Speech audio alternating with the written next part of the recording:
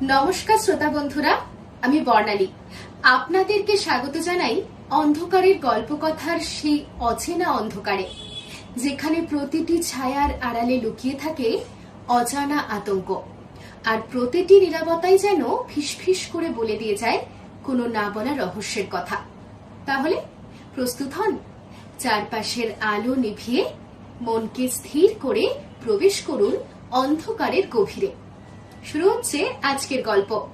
আপনারা পুরো গল্পটা শুনে কমেন্ট করে বলে যান গল্পটা কেমন লাগলো। আর পুরো গল্পটাই কিন্তু আপনাদেরকে হেডফোনে শোনার অনুরোধ রইল। তাহলে তাড়াতাড়ি লাইক বাটনটা চাপুন আর শুনতে শুরু করুন আমাদের আজকের নিবেদন। রবিবার এলেই যে তারানাথের বাড়ি গিয়ে প্রতিবার গল্প শুনেছি তা কিন্তু নয়।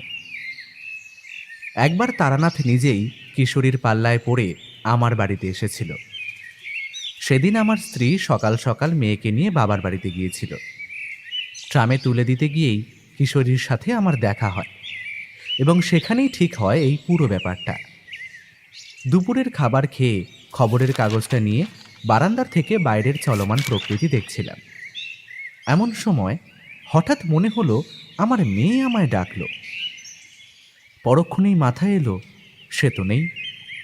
তবে হয়তো আমার চোখটা লেগে এসেছিল, কিন্তু তা কি করে হয়?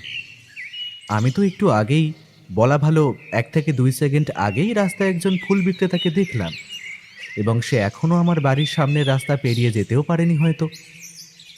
মনের ভেতরে অবাধ কৌতূহল জমল। চেয়ার ছেড়ে উঠে গিয়েই দরজা খুললাম। তবে সত্যিই বুঝতে পারিনি যে দরজার ওপারে এত বড় একটা চমক অপেক্ষা করছে আমার জন্য।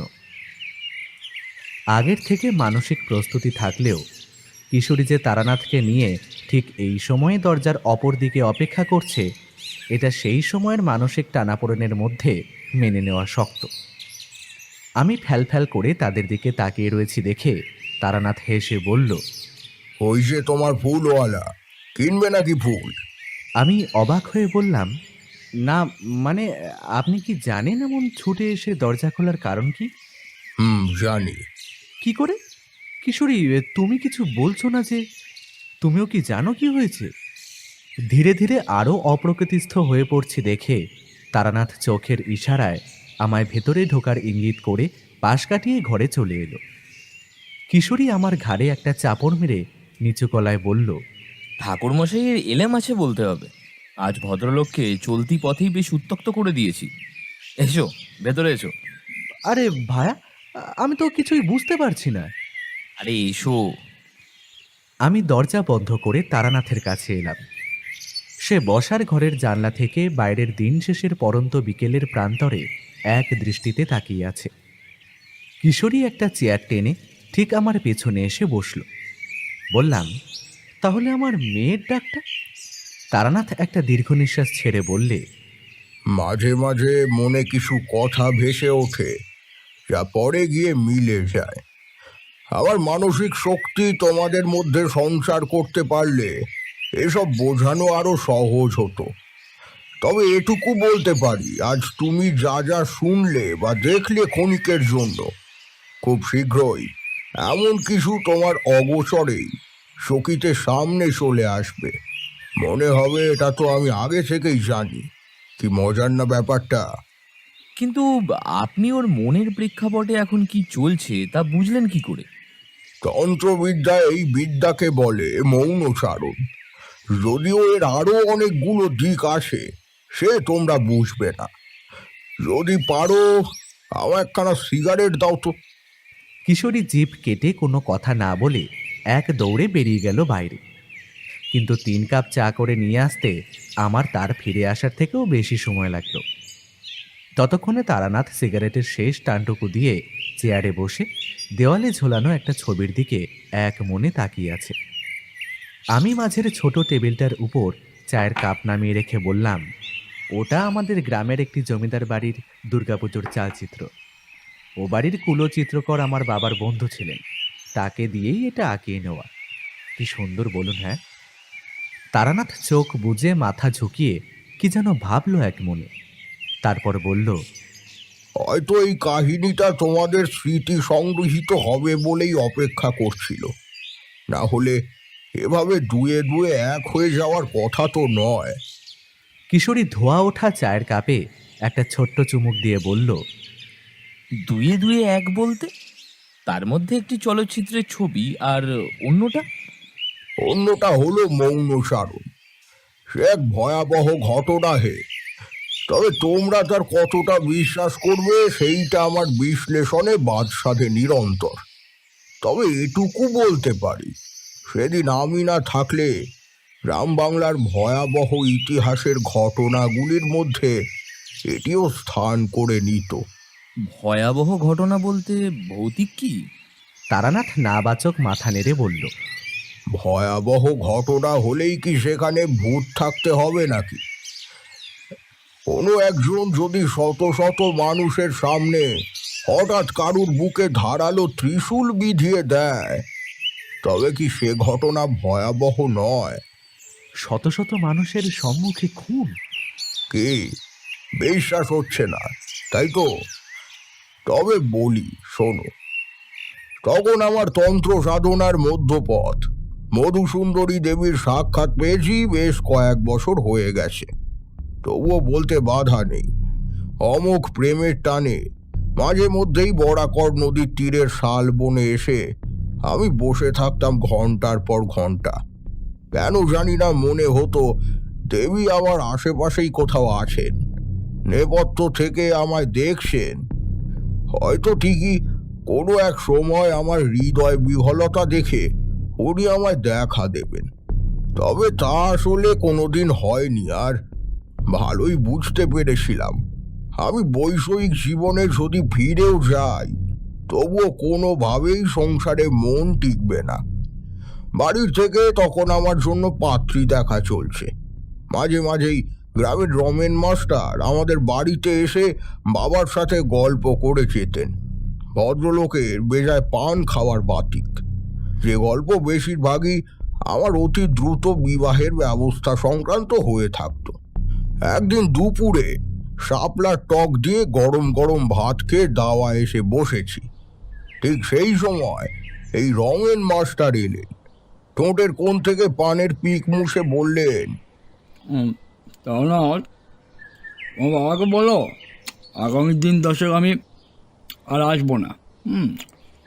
শ্বশুরবাড়ির দিকে যাচ্ছি, ওখানে থেকে একটা খবর নিয়ে তারপর ফিরবো, কেমন? আমি মাথা নেড়ে সায় দিলাম। আর খবর বলতে উনি সেখানে গিয়েও আমার জন্য কন্যা প্রস্তুত করতে ব্যস্ত থাকবেন, এটি উনি বলতে চাইলেন। তা আশা করি তোমরাও বুঝতে পারছো। আপনার কি এই রমেন মাস্টারের দেখা মেয়ের সাথেই বিয়ে হয় অবশেষে? তা তো আর বলার অপেক্ষা থাকে না। তবে যে কারণে সে যাচ্ছে, সেই একই কারণে এই গল্পটিরও সৃষ্টি হয়েছে। চৈত্র মাস শেষ হবে এমন সময় গ্রামাঞ্চলে সাধারণত উৎসবের প্রস্তুতি চলে। নতুন বছরকে আপ্যায়ন করার আগে পুরনো ঘরদোর মেজে ঘষে আবার চলনসই করে তোলার চেষ্টা তো আছেই। তাছাড়াও ভিন গাঁয়ের থেকে ছোট ছোট বাদাম মিষ্টির দোকান এসে পয়লা বৈশাখের দিন 5 আগে থেকেই বসে পড়তো গ্রামের প্রান্তে কৈখালির মাঠে। বিকেল হলেই সেখানে গ্রামবাসীর ঢল নামতো টানা 10 দিন। সেই সময় কেউ কেউ আতিথ্য গ্রহণ করতে চলে যায় নিজ নিজ নিকট আত্মীয়ের বাড়ি। আবার রামজয়পুরে অতিথি হয়ে আসতো অনেক অঞ্চলের মানুষ। এরকমই ভবেন ভট্টাচার্য নামের একজন ছিলেন আমাদের বাড়ির পাশের শ্রীহরি মল্লিকের জামাই। উনি প্রতিবারই নতুন বছরের পোশাক আশাক দিতে শ্বশুর বাড়িতে একদিনের জন্য আসতেন। এদিকে আমি যেখানেই থাকি না কেন, বছরের এই সময়টায় বাড়িতে ফিরতামই। এই সুবাদেই এই মানুষটির সাথে আমার পরিচয় ছিল 5 বছরের। সমবয়সী বন্ধুর মতোই সে আমার সঙ্গে মিশত এবং আমার ভবঘুরের জীবনের ব্যাপারেও তার যথেষ্ট কৌতূহল ছিল। সেদিন সকাল সকাল উঠে স্নান সেরে বাড়ির উঠোনে দাঁড়িয়ে সূর্য প্রণাম করছি, এমন সময় সে এলো। ভালোই হয়েছে স্নান সেরে নিয়েছো, ভাবছি তোমায় নিয়ে যাব এক জায়গায়। আরে আমাদের ওখানে জমিদার বাড়ির এক বিরাট উৎসব হয়, বড় করে দেবী গন্ধেশ্বরীর পুজো হবে কাল। গ্রামের প্রত্যেকটা লোকের আরান্ধন নিমন্ত্রণ থাকে টানা 5 দিন। তুমিও চলো এবার আমার সাথে। যাবে যাবে করে যখন যেতেই পারো না, তখন একটা উৎসবের ফিকিরে গেলে অন্তত অমত প্রকাশ করবে না। মুখের ওপর না করতে আমাদের মতো মানুষের সভ্যতায় বাধা পায়। তাছাড়াও মনে মনে এমনই ঠিক করেছিলাম কয়েকদিনের জন্য বেরিয়ে পড়ব বাইরে। বরাকর নদীর ধার থেকে আমায় তুলে এনেছিল বাড়ির লোক। তারপর থেকে আমিও তেমনভাবে গৃহহীন দিন কাটাইনি মাসের পর মাস। তবে এই ব্যাপারে অনুমতি পেয়ে গেলাম সহজেই। শ্রীহরি মল্লিকের জামাইয়ের নাম ডাক আমাদের অঞ্চলে খুবই হিতকর।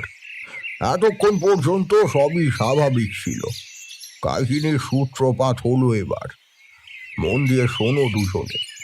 তারানাথ আবার একটা সিগারেট ধরালো। এক মুখ ধোয়ার রাশি পরন্ত বিকেলের ম্যারমারে আলোর মধ্যেও সাদা ফেনার মতো ঘন হয়ে কুণ্ডলি পাকিয়ে আমার সিলিংয়ে গিয়ে হারিয়ে যাচ্ছে। আমি আঙুলের ইশারায় 1 মিনিট সময় দাবি করে একটা মোমবাতি এনে জ্বালিয়ে রাখলাম আমাদের মাঝে। তারানাথ বলতে শুরু করলো। গ্রামটির নাম কুসুমবনি। আমার দেখা প্রথম এত ঘনবসতি পূর্ণ গ্রাম এটি। ভবেন ভট্টাচার্যের সঙ্গে হেঁটে চলেছি প্রায় মিনিট 10 ধরে। তবু একটা ফাঁকা জায়গা অথবা খোলা মাঠ জাতীয় কিছু চোখে পড়ল না। ভবেনকে প্রশ্ন করলাম, এই গ্রামের ছেলেমেয়েরা খেলাধুলো করে কোথায়? এখানে তো রাস্তা বাদে আর কোনো পা রাখার জায়গা দেখছি না হে। না না, তেমনটা নয়। আগে জায়গা জমি ফাঁকাই পড়েছিল। আমাদের অঞ্চলের জমিদার রামজীবন রায় পরম প্রজাভক্ত একজন মানুষ। তার সুনাম আশেপাশের অঞ্চলে এতটাই প্রকট যে অনেকেই এখানে এসে ঘর ভেদে দিব্যি চাষাবাদ করে খাচ্ছে। আরে চলোই না, গেলে সব বুঝতে পারবে। মনে মনে শ্রদ্ধা হলো ভূস্বামীর নিমিত্তে। বিষয় আশয় অগাধ আছে এমন মানুষের নামে সচরাচর সুপরিচয় পাওয়া যায় না। এই ধরনের মানুষ স্বভাবতই অর্থলোভী এবং প্রজা প্রতিকূল হয়। গ্রামের মানুষের কর্মতৎপরতা ও পরিচ্ছন্নতা যা চোখে পড়ল, তাতে তাদের মানসিক শান্তি ও স্বচ্ছন্দতার ভাব স্পষ্ট। আরও মিনিট 10 অতিক্রম করার পর গ্রামের রূপ সম্পূর্ণভাবে বদলে গেল। এখানে লোকালয় নেই বললেই চলে। রাস্তার দুপাশ থেকে ঘন শাল সেগুনের জঙ্গল চলে গেছে বেশ খানিকটা দূরে। ডান পাশের জঙ্গলের ভেতরে লক্ষ্য করলাম প্রায় কাঠা 5 জমি খনন করে বানানো হয়েছে একটা পুকুর। দৈত্যাকার গাছগুলির চাদরের মতন বিছানো পাতার রাশির ফাঁকের থেকে বৈশাখের উত্তপ্ত অগ্নিবর্ণ সূর্যের আভা সে জলের উপরে পড়ে কানায় কানায় সোনালি ঢেউয়ে বুঝিয়ে দিচ্ছে তার সুনির্মল অস্তিত্ব। ভবেনকে প্রশ্ন করলাম, আচ্ছা, এত বড় পুকুর সদ্য কাটানো হয়েছে কেন হঠাৎ? ভবেন বলল, এটা জমিদার বাড়ির পুকুর। প্রতিমা বিসর্জনের সময় এই সময় প্রতিবারই কাটিয়ে নেওয়া হয়। সে একটা আলাদাই আনন্দ। এইটুকু বলতে পারি, এই দিন কটা তুমি ভুলতে পারবে না।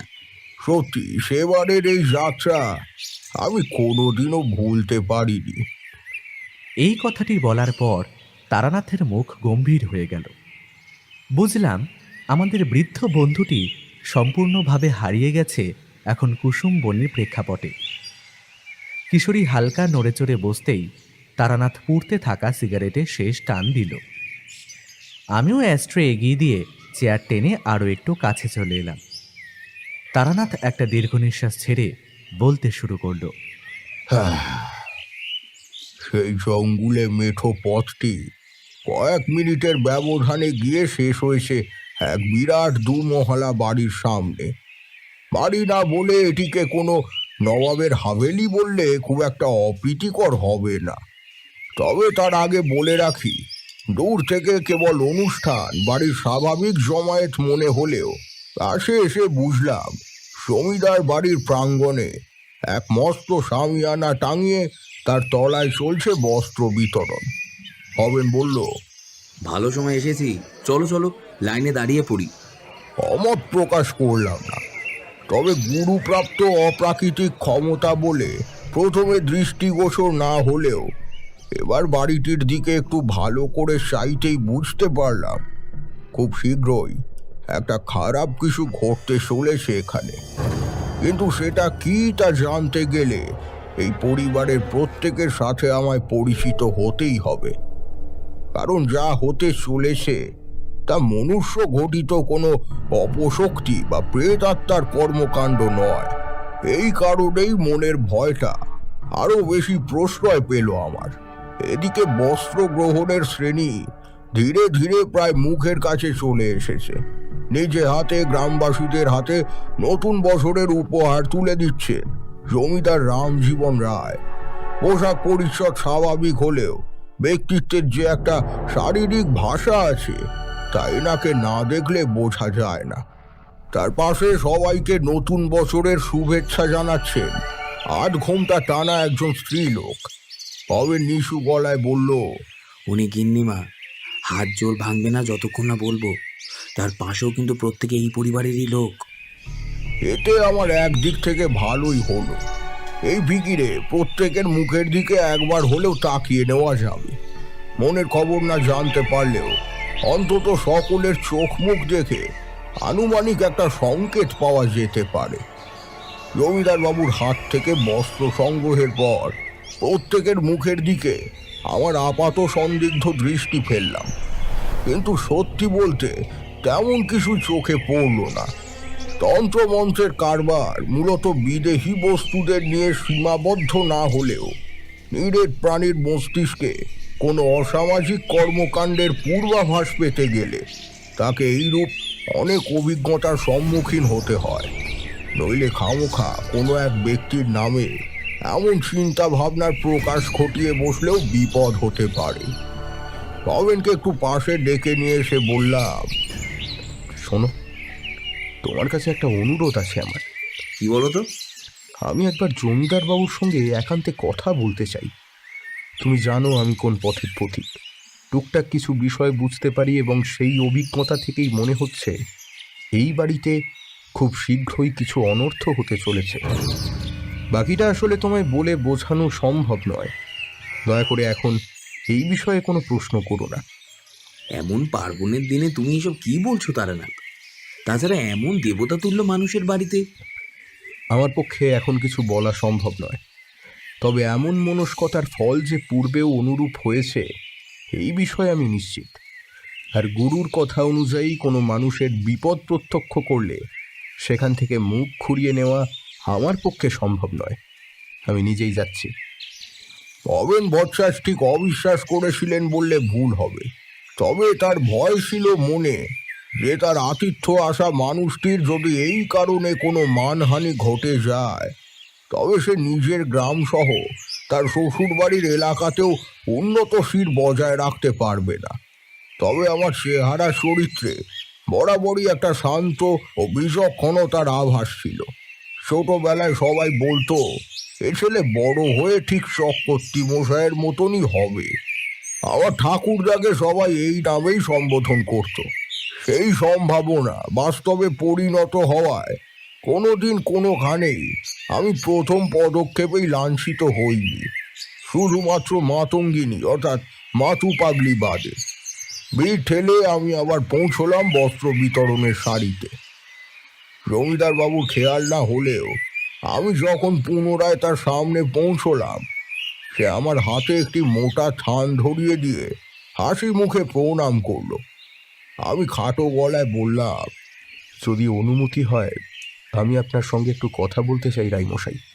জমিদার বাবু বললেন, হ্যাঁ বিলক্ষণ। খানিক বাদেই পালবাড়িতে প্রতিমা আনতে যাওয়া হবে, তখন কথা বলা যাক। আমি নিঃশব্দে মাথা নেড়ে প্রণাম জানিয়ে সেখান থেকে চলে এলাম। এই সময় একজন শ্যামবর্ণ শীর্ণকায় প্রায় আমার মাথা সমান লম্বা একটি লোকের চোখে চোখ পড়ল আমার, যে এখন জমিদার পরিবারের সারিতেই দাঁড়িয়ে রয়েছে। তবে আগের বার এনাকে দেখিনি সে ব্যাপারে আমি নিশ্চিত। তার চোখে মুখে আত্মগোপনের সাপ বিদ্যমান। কেবল আমার পিছনের লোকটির কনুয়ের গুঁতোয় শরীরের ভারসাম্য হারাতেই ক্ষণিকের অপ্রস্তুত দৃষ্টি সংযোগের বিরতিতে হারিয়ে গেল সেই মানুষটি। হ্যাঁ বলছি, এরকম করে দাঁড়িয়ে থাকলে হবে? পিছনের মানুষগুলো কি করে এগোবে বলুন তো? অমাসে দাঁড়ালাম রাস্তার দিকটায়। ভবেন চোখ গোল গোল করে আমার কাছে এসে দাঁড়াতেই বললাম, উনি কথা বলবেন বলেছেন, তবে আমি তোমার পরিচয় কাউকে দেব না, তা তুমি নিশ্চিন্তে থাকো। বলছি, রাত্রে থাকার ব্যবস্থা কি এখানে হয় নাকি? হ্যাঁ, রাতে আমরা এখানেই থাকবো। এই বাড়ির পেছনে সব ব্যবস্থা করা আছে, একবার দেখে আসবে নাকি? না, এখন দেখার দরকার নেই, তবে তোমায় কিছু ক্ষেত্রে আমার কাজে লাগতে পারে। আমায়? এমন অনেক জায়গা আছে যেখানে তুমি পৌঁছতে পারবে, কিন্তু আমি যেতে পারবো না। ঘটনাচক্রে যদি এমন পর্যায়ে আসে, তবে আমায় তুমি সাহায্য করো। ভবেন বৎসা অবুঝ হয়ে মাথা নাড়ালো। বস্ত্র বিতরণ পর্ব শেষ হতে হতে পশ্চিম দিগন্তে উষা লালচে হয়ে এলো। সেই প্রথম আমি শত শত প্রদীপ একত্রে জ্বললে কি ভয়ানক সুন্দর দৃষ্টান্ত তৈরি হতে পারে তা নিজের চোখে প্রত্যক্ষ করলাম। এতই দ্রুত ঘটে গেল ব্যাপারটা যে মনে হলো একদল ছেলে মেয়ে শুধু এই কাজটি করবার জন্যই প্রস্তুত ছিল বারান্দার মোটা মোটা থাম ও সাদের বুক সমান প্রাচীরের পিছনে। জমিদার বাড়ির প্রাঙ্গণে জনসমাগম আরো দ্বিগুণ হয়ে উঠল সন্ধ্যা নামার আগে। থাকি এসেছে মোট ৮ জন। ময়ূরের পালক ও কাশফুলের লেজ লাগানো বাদ্যযন্ত্রে বৈশাখের প্রথম দিনে দক্ষ বাজিয়েদের সমবেত তাল কেমন লাগে একবার ভেবে দেখো তোমরা। সে জিনিস এখন আর পাবে না, কিন্তু এই মনোরম পরিবেশের কতটুকুই বা আমি নিতে পারছিলাম তখন। মন পড়ে আসে জমিদার বাড়ির প্রধান দরবারের দিকে, কারণ বস্ত্র বিতরণের পর সপরিবারে তারা বাড়ির ভিতরে ঢুকেছেন, হয়তো বেরোবার প্রস্তুতি নিতে। ক্রমে আরো মিনিট ৩০ প্রাথমিক আচার সারার পর জমিদার রামজীবন রায়ের নেতৃত্বে পুরো দলটা এগোতে শুরু করলো সেই জঙ্গুলের সরু পথটি ধরে। ভূস্বামীদের পরিবার আসছে সকলের পেছনে, তাদের মধ্যেও বিশেষে অনেক অপরিচিত লোক। তবে ওই যে কথায় আসে না, কোনো জিনিস মন থেকে চাইলে তা পাওয়াও অনিবার্য সত্য। কথাটা একেবারেই ভুল নয়। অত হট্টগোলের মাঝেই রাস্তার এক পাশে দাঁড়িয়ে সুযোগ খুঁজতে থাকা এই আমার চোখে চোখ পড়ে গেল ভূস্বামীর। তৎক্ষণাৎ আমি শরীরে ইতিবাচক ইঙ্গিত করে তাকে ইশারায় সম্বোধন জানালাম। সৌজন্যতা সেই মানুষটির মধ্যে রন্ধ্রে রন্ধ্রে বর্তমান। তিনি বুঝতে পারলেন ওর ভেতরে পৌঁছে আমার পক্ষে কিছু বলা সম্ভব নয়, তাই তিনি নিজেই ভিড় ঠেলে আমার কাছে এলেন। বললেন, বলুন, কি বলবেন বলছিলেন? নমস্কার রায়মশাই, আমি তারানাথ চক্রবর্তী। নেশা জগৎমাতার খোঁজে পরিব্রাজক হয়ে ঘুরে বেড়ানো, আর পেশা মানুষের বিপদ প্রত্যক্ষ করলে তাকে সে ব্যাপারে অবগত করা। আপনার এসবে বিশ্বাস আছে কিনা জানি না, তবে না জানিয়েই যদি আমি চলে যাই তাহলে আমার ইষ্টকে অসন্তুষ্ট করা হবে। কি বলতে চাইছেন ঠাকুরমশাই? তাছাড়া একজন ব্রাহ্মজ্ঞ ব্যক্তিকে অবিশ্বাস করার মতো স্পর্ধা আমার নেই। তবে আমাকেই যখন বলতে হবে কথাটি, তখন আর অপেক্ষা করবেন না দয়া করে। ধন্যবাদ রায়মশাই। আপনার বাড়িতে এই পুজোর তিথির মধ্যেই কোনো একটা দুর্ঘটনা ঘটতে চলেছে। শুনতে নিষ্ঠুর লাগলেও বলতেই হচ্ছে যে অপঘাতে মৃত্যুও হতে পারে কোনো ব্যক্তির। আপনার পরিবারের কোনো ব্যক্তির দ্বারাই ঘটবে এই কাজ, তাই আপনি না থাকলে একবার বাড়ির সকলকে নিয়ে মহাদেবের পুজোয় বসুন। চাইলে গন্ধেশ্বরী দেবীর পাশেও মহাদেবের মূর্তি প্রতিষ্ঠা করতে পারেন। পারলে মৃত্যুঞ্জয়ী পারেন এই অকাল মৃত্যু আটকাতে। জমিদার রামজীবন রায় তার পরিবারের প্রধান শেখর আমার মুখে এমন সম্ভাবনার কথা শুনে আর দ্বিতীয়বার ভাবলেন না, শুধু বললেন, একেবারে পালবাড়ি থেকেই শিবমূর্তি তুলে নেব। কদিন আগেই নীলপুজো গেল, আশা করি মূর্তি পেয়ে যাব। আপনি না এলে কি বিপদই না ঘটতো ঠাকুরমশাই। তবে নীরেন বাউন কি এক হাতে দুটো পুজো করতে পারবেন? চিন্তা করবেন না রায়মশাই, শিব পুজোর নিয়মকানুন আমি জানি, ওটি আমি করতে পারবো। কেবল কয়েকটা উপকরণ আনিয়ে দিলেই হবে। ব্যাস, তাহলে তো আর কোনো অসুবিধাই নেই। ইতিমধ্যেই পুরো জমায়েতটা এগিয়ে এসেছে অনেক দূর। জমিদার বাবুর সঙ্গে সেদিকে পা বাড়ালাম। এমন সময় লক্ষ্য করলাম একটি লোক পুনরায় জমিদার বাড়ির দিকে একটি হ্যারিকেন নিয়ে ফিরে আসছে। রাস্তার অন্ধকারে তাকে ঠাউর করতে পারার আগেই জমিদার মশাই আগন্তুকের উদ্দেশ্যে বললেন, কিরে বিজু, কোথায় যাচ্ছিস এদিকে? ঠাকুর আনতে যাবি না? এবার তার মুখটি স্পষ্ট হলো। একমাত্র এই ছেলেটিকেই আমি ভালো করে তখন দেখেছিলাম। উচ্চতায় প্রায় আমার মাথার সমান, কিন্তু বয়স খুব বেশি নয়। তার দৃষ্টি এবারও আমার দিকে বেশিক্ষণ স্থায়ী হলো। তারপর বলল, জেঠু, আমার শরীরটা ভালো লাগছে না বিশেষ। এত দূর হাঁটতে পারবো না মনে হয়, তাই পলাশদের সঙ্গে গিয়ে হাতে হাতে কাজ করি, একদিক তো এগোবে। বলে সে চলে গেল।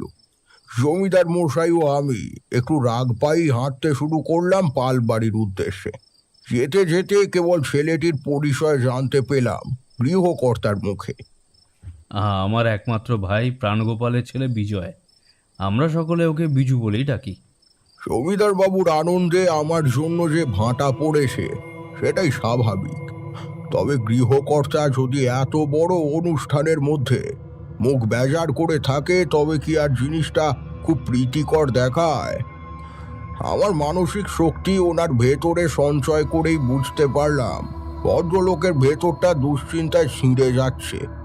পালবাড়ি থেকে চতুর্ভুজা গান্ধেশ্বরী দেবী দুর্গার সাথে মাসের পালকিতে উঠল একটি ফুট পাঁচেকের মহেশ্বরের মূর্তি। জমিদার বাবুর হঠাৎই রূপ সিদ্ধান্ত দেখে কৌতূহলের পরিবর্তে গ্রামবাসীদের আনন্দ যেন আরো দ্বিগুণ হলো। দূর দূরান্ত পর্যন্ত হর হর মহাদেব ধ্বনি ছড়িয়ে পড়ছে এক পবিত্র শব্দ তরঙ্গের মতো। ঢাকের কাঠিতে তাণ্ডব তুলেছে ঢাকির দল। গিন্নিমা ও বাড়ির অন্য মেয়েরা ভক্তিপূর্বক দেবদেবীর সামনে প্রণাম অর্পণ করে এবার সবার আগে আগে চলল। জমিদার মশাই সমস্ত কাজের মাঝে আমার দিকে চেয়ে চেয়ে দেখে নিচ্ছেন একবার করে। আমি আশ্বাসমূলক ইঙ্গিত করছি ঠিকই, কিন্তু আসল ঝড় যে আমার ভেতরে চলছে তা কাউকে বুঝতে দিচ্ছি না। ভবেন বচ্চার ভিড়ের মাঝে মিশে গেছিল আমার কথায়। হঠাৎ পেছন থেকে এসে প্রশ্ন করলো, হঠাৎ শিব পুজো কেন? তুমি কি? হ্যাঁ, আমার কথাতেই এই পুজো হচ্ছে। তবে পুজোটুকু কেবল কোনো একজনকে বিব্রত করার জন্য। যে ক্ষতি করবে বলে সংকল্পবদ্ধ সে তার পরিকল্পনা পরিবর্তন করবে না। করলে আমার এমন মনে হতো না। দেখা যাক, পারলে কেবল মৃত্যুঞ্জয়ই পারবেন। এই একটু খুলে বলবে ব্যাপারটা কি? জানতে পারলে তোমাকেই আগে বলবো। বলে আমরা এগোলাম। এবার কিন্তু বাড়ির দিকে গেল না দলটা। জমিদার ভিটের কিছুটা আগে থেকেই ডান দিকের জঙ্গল পেরিয়ে এক বিশাল প্রাঙ্গণে গিয়ে বাঁশের পালকি থেকে নামলো গান্ধেশ্বরী দেবী ও মহেশ্বর। কোমর সমান উঁচু করে বাঁধানো হয়েছে দেবী প্রতিষ্ঠার মঞ্চ। ঠিক তার পাশেই জোড়া ইটের বেদি করে বানানো হলো শিব উপনিবেশের আসন। উপাসার মেনে দেবীর প্রতিষ্ঠা সম্পূর্ণ হওয়ার পর জমিদার মশাই এক নামাবলী গায়ে দেওয়া বৃদ্ধকে নিয়ে আমার কাছে এলেন। বললেন, ইনিই নিদেন ঠাকুর, আমাদের কুলপুরোহিত। আপনার সাথে ইনিও থাকবেন ঠাকুর মশাই। আপনারা প্রয়োজনীয় উপকরণের ব্যাপারে সব কথা বলে নিন, একেবারে সব আনিয়ে নেব। আমি যাই, আমার ছেলে বীরেন অলংকার ভূষিত করবে মাকে। পাল এসেছেন চালচিত্র বেঁধে দিতে। আপনারাও দ্রুত চলে আসুন। এ কথা বলে উনি চলে যেতেই বৃদ্ধ বামুন আমায় বলল, এখানে মহাদেবের পুজোর কি দরকার বলতে পারো? কতদিন ধরে করছো পুজো টুজো? ক্ষমা করবেন ঠাকুর, যে দেবতার উল্লেখ যে কোনো পুজোয় অনিবার্য, সেখানে তার মূর্তি পুজো নিয়ে এত বিচলিত হবেন না। আমি একজন পথচারী মাত্র। আপনার গ্রামে থেকে আপনারই অন্যে ভাগ বসানোর ইচ্ছে আমার নেই। না না, আমি কি তাই বলেছি নাকি? উপকরণ তো সব আমার জানাই আছে, আমি আনিয়ে নেব। এমন পুরোহিতদের কারণে ঈশ্বর রুষ্ট হয়ে আসছেন যুগের পর যুগ। ঈশ্বরে বিশ্বাস না রাখা আলাদা ব্যাপার, তবে শুধু ব্যবসার কারণে অসঙ্গত পুজো ক্রিয়া সারলে তাতে ভগবান অসন্তুষ্ট হন উদ্যোক্তাদের প্রতি। এতে বিপদ উপশমের থেকে বিপদের দ্বারস্থ হওয়ার পথই উন্মোচিত হয়। যাক সে কথা। মণ্ডপের সম্মুখে এগিয়ে গেলাম। দেখি এক বছর 25-এর যুবক একটি উঁচু কাঠের চেয়ারের উপরে দাঁড়িয়ে মায়ের শূন্য 4টি হাতে অস্ত্র স্থাপন করছে। মা দুর্গার এই গান্ধেশ্বরী রূপে ত্রিশূল দ্বারা নিধন করছেন গন্ধাসুরকে। বাকি দুটি হাতে পদ্ম ও গদা। অলংকারগুলি জমিদারি পরম্পরায় ব্যবহার করে আসা হচ্ছে তা বেশ বোঝা যায়। ক্ষণিকের জন্য মানসিক দুশ্চিন্তা ভুলে মায়ের রূপে মুগ্ধ হয়ে হারিয়ে গিয়েছিলাম কোনো স্বর্গীয় পটভূমিতে। এমন সময় পেছনে একজনের ডাক শুনে প্রকৃতিস্থ হলাম। পেছন ফিরে দেখি একজন মধ্যবয়স্ক লোক রুকুটি করে আমার দিকে সপ্রশ্ন মুখে চেয়ে আসেন। পোশাক আশাকে আভিজাত্যের সাপ স্পষ্ট। প্রণাম করে বললাম, নমস্কার, আমার নাম তারানাথ চক্রবর্তী। এবারই শিব পুজোর জন্য নিমন্ত্রণ পেয়েছি। আর আপনি? নিমন্ত্রণ পেয়েছেন নাকি জোর করে নিয়েছেন? কই না তো, তেমন কিছু নয়। আমার চোখ কান সব সময় খোলা থাকে ঠাকুর মশাই। অযথা রায় পরিবারের আচার পরিবর্তন করতে যাবেন না, ঠিক আছে? পরগ্রামের অতিথি হয়ে এসেছেন, পুজো দেখুন, অন্নভোগ গ্রহণ করুন, যতদিন ইচ্ছে থাকুন। আসি, প্রণাম নেবেন। বলে উনি চলে গেলেন। আমি এক দৃষ্টিতে তার দিকে চেয়ে রইলাম। তার শাসনে আমি ভয় পাইনি, তবে এই সুস্থ জমিদার পরিবারের আড়ালে যে একটা ভয়াবহ হিংসা ও ষড়যন্ত্রের জাল তৈরি হয়েছে তা বেশ বুঝতে পারলাম। মৃত্যু ভয় আমি কোনোদিনও পাই না এবং নিজের মনেও সেরূপ আশঙ্কার ছায়া পড়েনি। তবুও দেহ বন্ধন করে রাখা ভালো, এই ভেবে পুজো মণ্ডপের পিছন দিকটায় ঘন অন্ধকারের মধ্যে নিজেকে মিশিয়ে নিলাম। রাত্রবন্ধনের ক্রিয়াচার সেরে ফিরতে যাব, এমন সময় লক্ষ্য করলাম একজন স্ত্রীলোক ওই পূজা মণ্ডপের দিকে হেঁটে এসে আমার থেকে অনতি দূরে সন্ধানী দৃষ্টি ফেলতে ফেলতে এসে দাঁড়ালো। নিচু গলায় ডাকলো, পলাশ, পলাশ, তুই কোথায় পলাশ? আবার কিছুক্ষণের জন্য সব চুপ। স্ত্রীলোকটি আর মিনিট 5 দাঁড়িয়ে থেকে ঘোমটা টেনে আবার ফিরে গেল আলোক রঞ্জিত পুজো মণ্ডপের দিকে। এবার বুঝতে পারলাম ইনি হলেন এই গ্রামের জমিদার রামজীবন রায়ের গিন্নি। একে একে রহস্যময় ঘটনা এবং চরিত্রের স্তর বেড়েই চলেছে আমার সম্মুখে। অস্থির হয়ে উঠলাম আসন্ন দুর্ঘটনার পরিণতি ও তার থেকে প্রতিকারের উপায় জানার জন্য। এমন সময় মাথায় এলো বরাকর নদী তীরের সেই দুর্গা প্রসন্ন গুরুজির কথা, যিনি আমার জীবনের প্রথম সদ্গুরু ছিলেন। অবাধ কৌতূহল নিয়ে তাকে আমি একবার প্রশ্ন করেছিলাম, ঠাকুর, মানুষের বা কোনো দৃশ্যপটের ভূত ভবিষ্যৎ জানতে গেলে কোন বিদ্যা আয়ত্ত করতে হয়? গুরুজি একটা রহস্যময় হাসি হেসে বলেছিলেন, সে অনেক কঠিন সাধনা তারানাথ। তুমি ভাবতেও পারবে না এই তন্ত্র সমাজে কত রকম অবিশ্বাস্য দিক আছে। ঠিক মতো নিয়ম মেনে করতে পারলে চন্দ্র দর্শনও সম্ভব। তা মানুষ বা কোনো দৃশ্যপট সেই নিরিখে কিছুই নয়। আমি তোমায় কাল অবদ্ধকরণ শিখিয়ে দেব।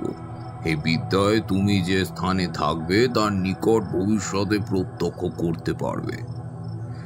তবে মনে রেখো, যে ব্রহ্ম মুহূর্তে সেই কার্য চলবে তার সময় কালে, অর্থাৎ এই ভবিষ্যতের সময়সীমার মধ্যে ওই প্রেক্ষাপট যদি কোনো অমানবিক শক্তি বিরাজ করে, তবে তোমার বর্তমানে ফিরে আসার সাথে সাথেই সেও ফিরে আসবে। তাই এই প্রক্রিয়া করার সময় খুব সাবধানে থাকাটাই শ্রেয়। শোনো, কোনো নির্জন জঙ্গল বা শ্মশানে গিয়ে এই কাজ করতে হয়। এক কথায় সম্পূর্ণ প্রক্রিয়া শেষ না হওয়া পর্যন্ত যেন কোনো প্রকার বিঘ্ন না ঘটে। মনে মনে ভাবলাম এই কথাটা আমার আগে কেন মাথায় আসেনি। যদিও আমি এর আগে কখনো কাল আবদ্ধীকরণ করিনি, কিন্তু একজন মানুষের প্রাণ বাঁচানোর স্বার্থে যদি আমায় এই কাজ করতে হয় তবে তাই সই। যে স্থানে ছিলাম সেখান থেকেই আবার অভিমুখে মিশমিশে কালো আঁধারে ঢাকা বনানীর মধ্যে প্রবেশ করলাম। এখানে বলে রাখি, আকাশে পাতলা মেঘ থাকায় বৈশাখী পূর্ণিমার চাঁদ ম্লান হয়েছিল সে রাতে। আমি গাছের গুঁড়িতে ক্রমাগত ধাক্কা খেতে খেতে যতটা সম্ভব গভীরে প্রবেশ করলাম। এই প্রক্রিয়ায় উপকরণ যেটুকু প্রয়োজন তা খুবই স্বাভাবিক। কেবল গঙ্গা জল দিয়ে দেহ শুদ্ধিকরণ করতে পারলেই আসনে উপনিবেশ করা যায়।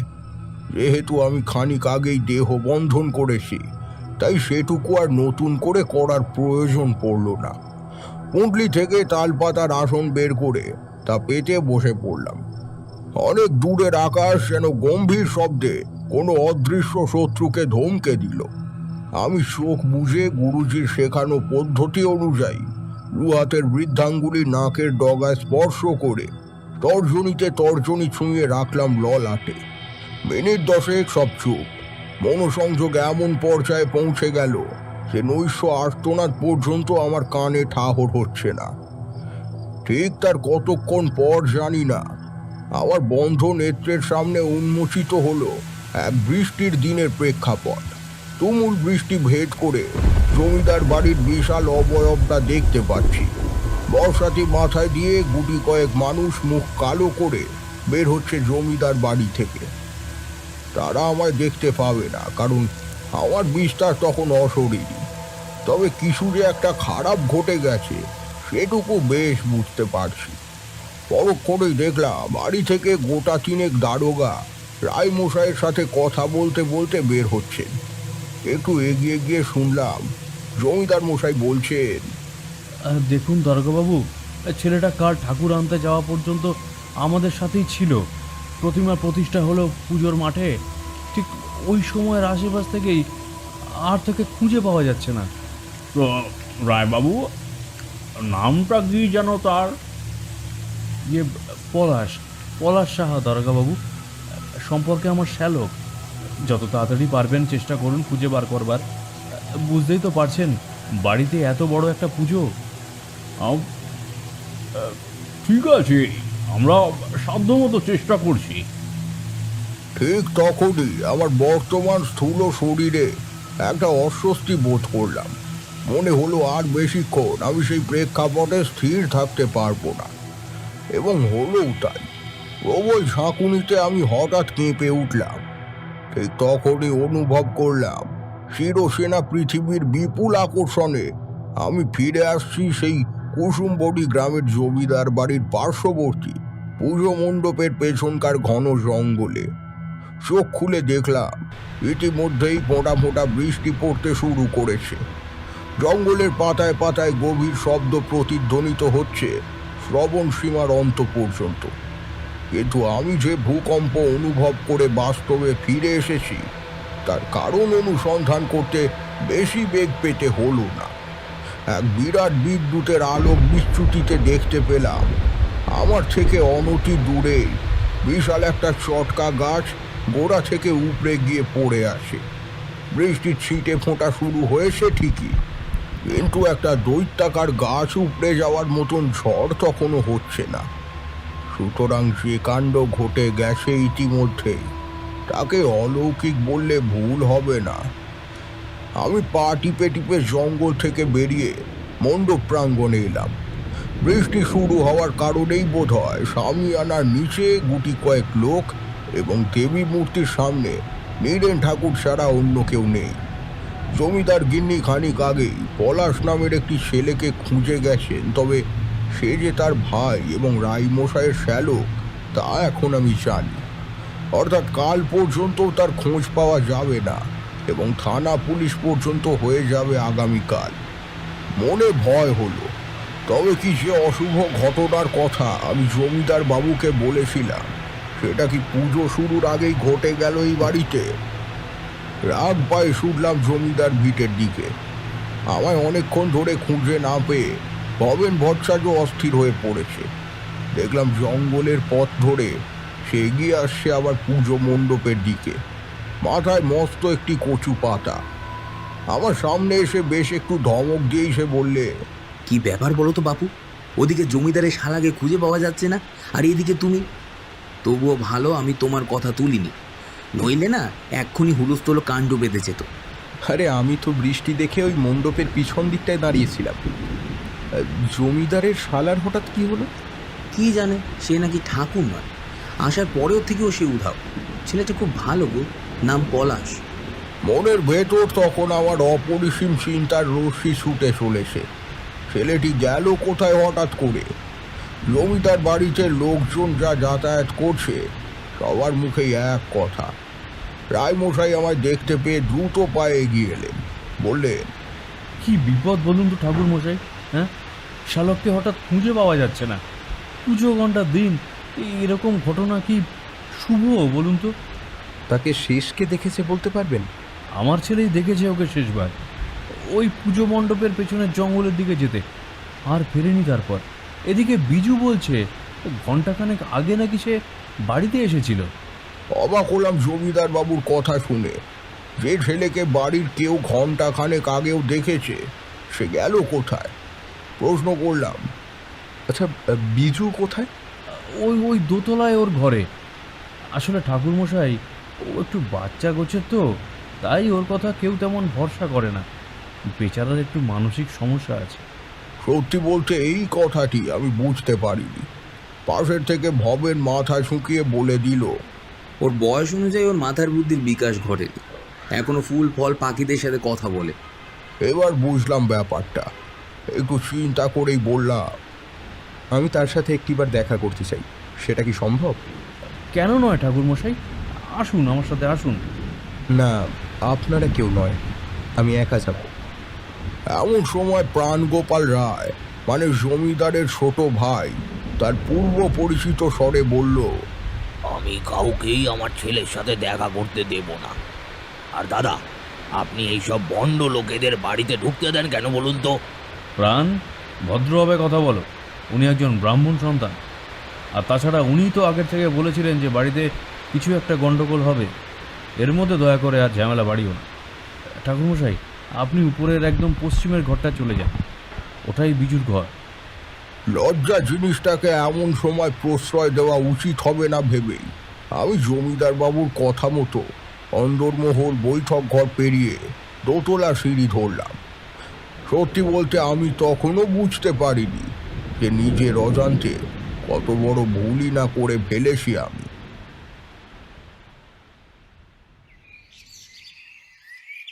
কিশোরী গলা ঝেড়ে প্রশ্ন করল, আপনি এর মধ্যে আবার কি ভুল করলেন? তারানাথ বিলম্ব না করে এক বাক্যেই উত্তর দিল, যে বাড়িতে প্রেত সংক্রান্ত কোনো প্রকার অনিষ্ট না ঘটার ছিল, আমি কালচক্রে এক জ্যান্ত মানুষের আত্মাকে ভবিষ্যৎ থেকে বর্তমানে টেনে এনে তার অকাল মৃত্যু ঘটিয়েছি। বলেন কি? ঠিকই বলছি, শোনো তবে। দোতলায় গিয়ে টানা বারান্দা পেরিয়ে পশ্চিমের ঘরটির সামনে এলাম। দেখলাম বিজু খোলা জানলার দিকে মুখ করে এক মনে বসে কি যেন ভাবছে। প্রায় আমার মাথা সমান লম্বা কালো শীর্ণকায় ছেলেটির যে এমন একটা রোগ রয়েছে তা কিন্তু দেখলে বোঝাই যায় না। এমনকি জমিদার বাবুও আমার সঙ্গে প্রতিমা আনতে যাওয়ার সময় তার সঙ্গে যখন দেখা হলো তখনও বিষয়টা আমি তেমনভাবে লক্ষ্য করিনি। ঘরের দরজায় দুবার টোকা দিতেই সে পিছনে ঘুরল। পলাশ, মামাকে শেষবার কোথায় দেখেছো? সে এক ঝটকায় আবার জানলার দিকে মুখ ঘুরিয়ে নিল। তারপর অভিমানের সুরে বলল, বলবো কেন? তোমরা তো কেউ আমার কথা বিশ্বাসই করো না। আমি বিছানার এক কোণে গিয়ে বসলাম। তারপর বললাম, আমি বিশ্বাস করি বলেই তো তোমার কাছে একা এলাম। আমায় বলো, কোথায় দেখেছো তাকে? অতিথিশালার ঘরে তাকে আমি ঢুকতে দেখেছি। মামা তাকে বাড়ি চলে যেতে বলেছিল। কেন, আমার বাবাও তো। বিজু, চলো খেয়ে নেবে বাবা। সারাদিন খাওয়া দাওয়া নেই, এখন আবার গল্প করতে বসেছো? আচমকা ঘরে ঢুকে পড়লেন প্রাণগোপাল বাবু। বলা ভালো, এক প্রকার জোর করে বিজুকে নিয়ে সে নিচের তলায় চলে গেল। আমি যেটুকু বুঝেছিলাম তার বাইরে আর কিছু জানার ছিল না আমার। তবে পশ্চিম প্রান্তের শূন্য ঘরের থেকে যখন বাইরে এলাম দেখলাম লম্বা বারান্দার শেষ প্রান্তে প্রাণগোপাল বাবু ও তার ছেলে বিজুর প্রস্থান পর্ব দেখছে একটি ছায়া মূর্তি। উচ্চতায় আমার কাঁধ সমান এবং পরনে হাঁটু পর্যন্ত ফতুয়া জাতীয় কিছু। ওরা সিঁড়ির পথে মিলিয়ে যেতেই সেই ছায়া যেন পুঞ্জিত সায় গাদায় উত্তরে হাওয়ায় বয়ে যাওয়ার মতন মিলিয়ে গেল। মনে মনে ভাবলাম সে বাড়িতে কোনো অশরীরী কাণ্ড ঘটার কথাই নয়, সেখানে এ কিভাবে সম্ভব? তাহলে কি আমার গণনা শক্তি ও অনুমান এরই মধ্যে লোপ পেয়েছে অনেকটা? মনে গেঁথে গেল অনেক সময়ের সন্ন্যাস জীবনের বিরতি হওয়ায় বোধহয় এমনটা হচ্ছে। যতই সময় যায় মাথায় যেন চিন্তা আরো ভারী হয়ে ওঠে। তবে বিজুর চোখে মুখে ও কণ্ঠে সত্যতা দেখেছি, ও কণ্ঠে সততা দেখেছি। আমার বিশ্বাস সে মিথ্যে বলছে না। চোখ কান খোলা রেখে সিঁড়ি ধরে নিচে এলাম। দেখি জমিদার রামজীবন রায় একদম শেষ ধাপের সম্মুখেই আমার দিকে সে দাঁড়িয়ে আসে। হাত জোর করে বললেন, বলছি ভাইয়ের ব্যবহারে কিছু খারাপ ভাববেন না। ওর ছেলেটা অমন হওয়ার পর থেকেই ভাইটা কেমন যেন হয়ে গিয়েছে, কাউকে যেন সহ্য করতে পারে না। আগে কিন্তু এমনটা ছিল না সে। রায়মশাই, আপনাদের অতিথিশালার ঘরগুলি কোন দিকে একটু বলবেন? আপনি নিশ্চয়ই বিজুর কথা শুনে মনে করছেন পলাশ সত্যি ওখানে আছে। আপনার ভুল নয় ঠাকুরমশাই, আমিও ওর কথা শুনে সব কটা অতিথি কক্ষ খুলে খুলে খুঁজে দেখেছি, কেউ কোথাও নেই ঠাকুরমশাই। এই সময় সকলের থাকার ব্যবস্থা হয় বাড়ির পিছনের দিকটায়, তাই ওই ঘরগুলি বন্ধই থাকে।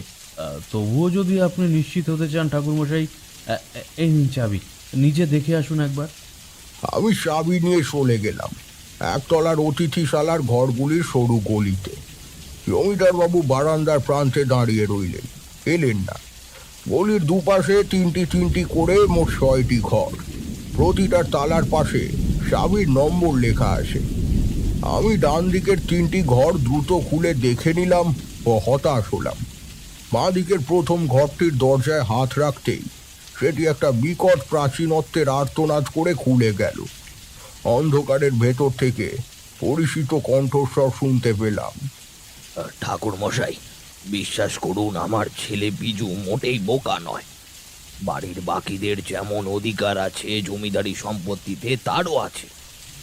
তবে তবে আমি আপনার কাছে স্বীকার করছি, পলাশকে আমি এই ঘরে ঢুকতে দেখেছিলাম। বীরেন তাকে যথেষ্ট কুৎসা করত, এমনকি কালকেও প্রতিমার চালচিত্র পালের সঙ্গে ধরে যখন পলাশ তুলছিল, তখন মায়ের হাতে অস্ত্র ভূষিত করেছিল দাদার ছেলে বীরেন। আমি পাশেই ত্রিশূল ধরে দাঁড়িয়েছিলাম তার হাতে তুলে দেওয়ার জন্য। সে সময় দাঁত মিটিয়ে বীরেন পলাশকে বলল, তুমি এখানে কেন এসেছো মামা? নিজের মাকে খেয়েছো, এবার জামাইবাবুর সম্পত্তি ভাগ নেবার জন্য এসেছো? ভালো চাও তো এক্ষুনি কুসুমবনি থেকে চলে যাও, নইলে নইলে কিন্তু খুব খারাপ হবে। এইটুকু বয়সে তার মনে এমন হিংসার জন্ম নিয়েছে দেখে ভয় হলো মনে। ওদিকে বস্ত্র বিতরণের সময় আপনি বিজুর দিকে কেমনভাবে তাকিয়েছিলেন, তারপর প্রতিমা আনতে যাওয়ার সময় দাদার সাথে কি যেন আলোচনা করছিলেন। অভাগা বাবার মন, বুঝতেই তো পারছেন। মন বলল আপনিও বুঝি কোনো ষড়যন্ত্র করেছেন আমার ছেলের বিরুদ্ধে। তবে তবে সত্যি বলছি ঠাকুর মশাই, ওর মনে কোনো প্যাঁচ নেই। আমার মন বলছে ঠাকুর মশাই, আমার মন বলছে পলাশ ওর বাড়িতে ফিরে গেছে। এমন অপমান সে সহ্য করতে পারেনি ঠাকুর মশাই। এমনকি আমিও তাকে বলেছি, কেন মিছে মিছে অপমান সহ্য করার জন্য পড়ে আছিস?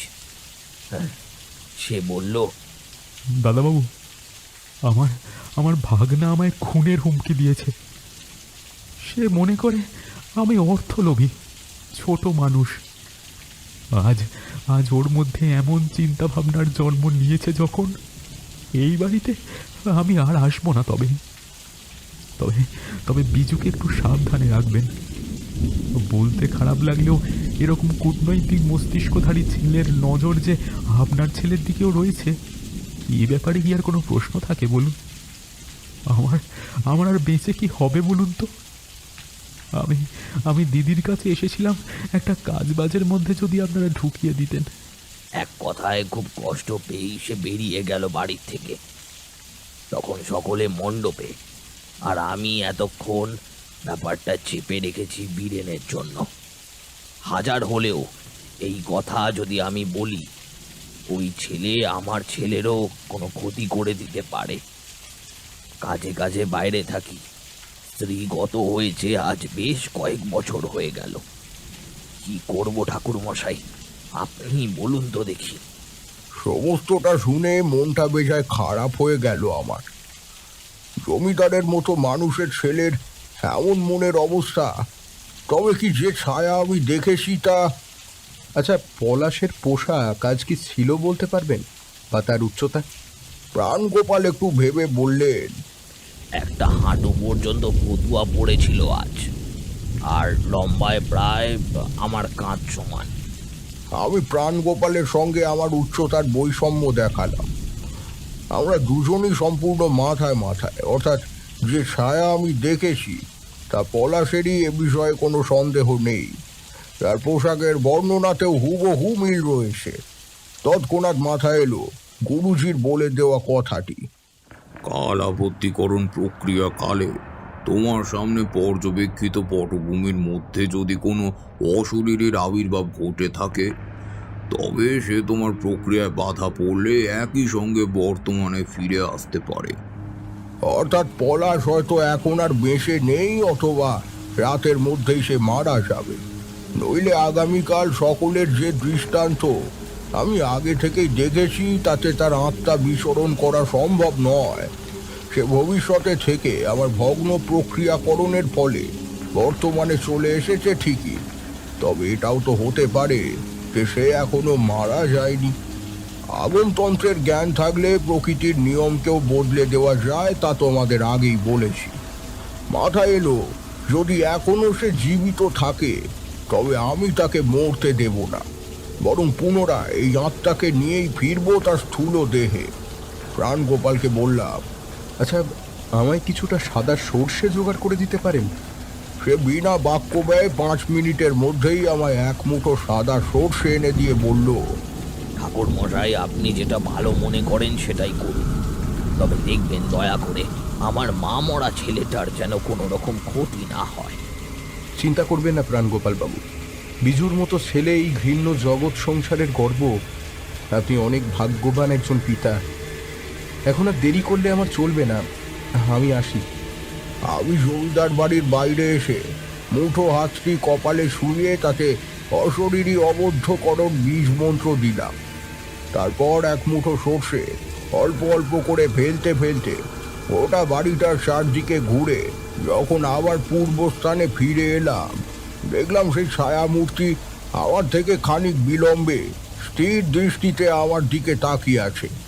কোনো ভৌতিক অবয়ব বলতে আমরা যা বুঝি এটা ঠিক তেমনটা নয়। তার কেবল শরীরটাই বিলীয়মান ছায়ার মতন, চেহারায় কিন্তু একদম একটি সাধারণ মানুষের মতো তার শারীরিক ভাষা। সে এখন আমার আদেশের অপেক্ষারত। বললাম, তোমার স্থূল দেহের কাছে আমায় নিয়ে চলো। সে হাত তুলে আমায় পেছনে ফেলে আসা রাস্তার দিকে ইশারা করল। আমি সময় নষ্ট না করে সেদিকে এগোতে শুরু করলাম। আকাশ তখন আরো গম্ভীর হয়ে গেছে। পাতা ডোবানো বৃষ্টিতে ব্যাঙ ডাকছে গলা চিরে। ঝিঝি পোকার দল বৃষ্টির শব্দের সাথে তাল মেলাতে না পেরেই বোধহয় চুপ করেছে। হঠাৎ আমার ডান দিকে জঙ্গলের ভেতরকার কোনো স্থান থেকে কোনো মানুষের হাঁটা চলা করার শব্দ আসছে বলে মনে হলো। যতই মেঘ থাকুক না কেন, ঢেকে রাখা পূর্ণিমার আলো যেন প্রাণপণ চেষ্টা করে নিজেকে তবুও প্রকাশ করতে চায় সে রাতে। এই কারণেই একটু কিছুক্ষণ একদিকে চেয়ে রইলে স্পষ্ট না হলেও দেখা যায় বস্তুর উপস্থিতি। ঠিক তেমনই দৃষ্টিশক্তির ওপরে চাপ দিয়েই আবিষ্কার করলাম একটা মনুষ্য অবয়বকে, যে হাতে একটা দড়ি জাতীয় কিছু নিয়ে রুদ্ধশ্বাসে হেঁটে চলেছে। অনুমান করা শক্ত নয়, এই সেই পলাশ, আর ভবিষ্যৎ আমায় তার বর্তমানকে খুঁজে দিতে সাহায্য করলো। হাঁক দিলাম, পলাশ, পলাশ, তুমি ভুল সিদ্ধান্ত নিচ্ছ। একটিবার আমার কথাগুলি। এমন সময় বিভৎস চিৎকারে জঙ্গল ম ম করে উঠল। মনে হলো কোনো মানুষকে হঠাৎ আবডাল থেকে আঘাত করে তাকে মৃত্যু যন্ত্রণা দেওয়া হয়েছে। দৌড় দিলাম শব্দ লক্ষ্য করে। শুনতে পেলাম কেউ পৈশাচিক ইঙ্গিতে হাঁপাতে হাঁপাতে বলছে, আয় আয়, তোমাকে শেষ করবো রে ভণ্ড ঠাকুর। অনেক অনেক মিনমিনে সমালোচনা করেছিস, আর না, আর মায়ে বললাম চলে যেতে, আর তুমি তুমি কাকার কাছে আবার নালিশ করতে গেলে। কি ভেবেছ কোনো দিকে আমার নজর থাকে না? না, এবার যাও, যত সম্পত্তি তুমি চাও তোমায় দিয়ে গেলাম। জমিদার পুত্রের এই নৃশংস রূপ দেখে আমার পায়ের তলা থেকে তখন মাটি সরে যাওয়ার জোগাড়। মহাকালের স্তরে স্তরে সঞ্চয় করে রাখা বিধির অখণ্ড বিধানের মায়ায় সেদিন আমার চোখের সামনে চলে গেল একটি নিষ্পাপ মানুষের প্রাণ। হয়তো আমি সেদিন তাকে আত্মহত্যার হাত থেকে বাঁচাতে পারতাম, তবে নিঃসংশয় বাস্তবটায় যে আরও একটি পিশাচরূপী মনুষ্যের হস্তক্ষেপ রয়েছে তার আঁচ আমি বিন্দু মাত্র আগেও পাইনি। তারানাথ চুপ করল। বললাম, জমিদারের ছেলের কোনো শাস্তি হয়নি? তারানাথ এক মনে আবার জানলা দিয়ে বাইরের দিকে চেয়ে রইল। আমি বললাম, ঠাকুরমশাই? হ্যাঁ হ্যাঁ হ্যাঁ হ্যাঁ হ্যাঁ হয়েছিল। একটু বিস্তারে বলি। আমি সেদিন জীবন ভয়ে নয়, একটি অন্য কারণেই সেখান থেকে পালিয়ে এসেছিলাম। চেয়েছিলাম ব্যাপারটা সম্পূর্ণ চেপে যাক বীরেন, হয়েছিল তাই। বাকি ঘটনাটুকু আমি ভবেন ভট্টাচার্যের কাছে শুনি। সেদিন বীরেন বাড়ি ফিরে গিয়ে হাঁপাতে হাঁপাতে জানায়, আমি তো একটা চোরের পিছু করেছিলাম বাবা। ঝুল বারান্দায় ফুলের ঝুড়ি রাখা ছিল, সেগুলো নিয়ে মণ্ডপে যাচ্ছি, দেখলাম তাতে কি একটা নিয়ে পালালো একজন। কোথায় দেখলি? ওই যে আমাদের গোলার পেছন দিক থেকে গো। পিছু নিলাম সব ফেলে রেখে, প্রায় ধরেই ফেলেছিলাম, কিন্তু দেখলাম ওর হাতে একটা ত্রিশূল রয়েছে। আমার মনে হয় ও ওই বৈঠক ঘরের থেকে পুরনো ত্রিশূলটা আমরা বাদ দিয়ে দিয়েছি, ওই সেইটিকে সোনার অস্ত্র ভেবে নিয়ে পালিয়েছে। বারবার বলেছি বাবা, এখন মানুষজনকে এত বিশ্বাস করবেন না। জমিদার বাবু তার ছেলেকে সাবাসি দিয়ে বলেছিলেন, সত্যি আমার ছেলেটা খুব বাহাদুর হয়েছে, সাব্বাস বীরেন। জমিদারও বৈঠক ঘরে গিয়ে দেখে সত্যি নির্দিষ্ট ত্রিশূলটি নেই। পরদিন সকালের দৃষ্টান্ত তোমাদের চেনা। তুমুল বৃষ্টি, তার সাথে বাড়ি ভর্তি পুলিশ। পলাশকে খুঁজে পাওয়া যাচ্ছে না বলে এদিক ওদিক সাড়া পড়ে গেল। জমিদার রামজীবন রায় ভাবলেন তার ভাই প্রাণ গোপালের ব্যবহারে আমি খুব কষ্ট পেয়েই বোধহয় চলে গিয়েছি, তাই আমার অবর্তমানেই পুজো চলল। বীরেনের শাস্তি বা জঙ্গল থেকে পলাশের দেহ উদ্ধার কিছুই তো হলো না। তারানাথের ঠোঁটের কোণায় একটা রহস্যময় হাসি ফুটে উঠল। সে বলল, আমার বশীভূত পলাশের আত্মাটি টানা 5 দিন আমার সাথে সাথে ঘুরে সে পরবর্তী আদেশের অপেক্ষায়। জমিদার বাড়ির বিসর্জনের দিন আমি তাকে অন্তিম নির্দেশ দিই, বলে পাঠাই, তোমার এই অবস্থা যে কারণে হয়েছে তার বদলা তুমি চাইলে নিতে পারো পলাশ। ভবেন ভট্টাচার্য বলেছিল ঠাকুর বিসর্জন দিতে জলে নেমে জমিদারের ছেলে মারা গেছে। সেই রাতে এমনই ভয়ঙ্কর বৃষ্টি, তার উপর প্রায় 50-60 জনের জমায়েত একই স্থানে প্রতিমাকে কেন্দ্র করে। কখন তার মধ্যে থেকে পলাশ তার কার্যোদ্ধার করে নিয়েছে কেউ জানে না। গ্রামের লোকজন জলে খোঁজাখুঁজি করে 2টি দেহ উদ্ধার করে। এক হলো বীরেনের এবং অন্যটি হলো গলায় কলসি বাঁধা পলাশের। সুতরাং সেই রাতে পলাশকে জলে ফেলেই বীরেন বাড়িতে ফিরেছিল। কি হলো তো এবার পূর্ণ গল্পটি, তবে সব কাহিনীর সমাপ্তি শুভ নয়, তা একদিন পরে হবে।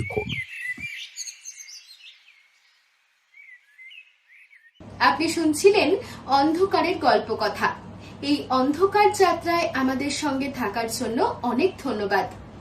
আজকের গল্পটি আপনার মনে কতটা ছাপ ফেললো তা অবশ্যই কিন্তু কমেন্ট করতে ভুলবেন না, কারণ আপনার প্রতিটি অনুভূতি আমাদের কাছে গুরুত্বপূর্ণ।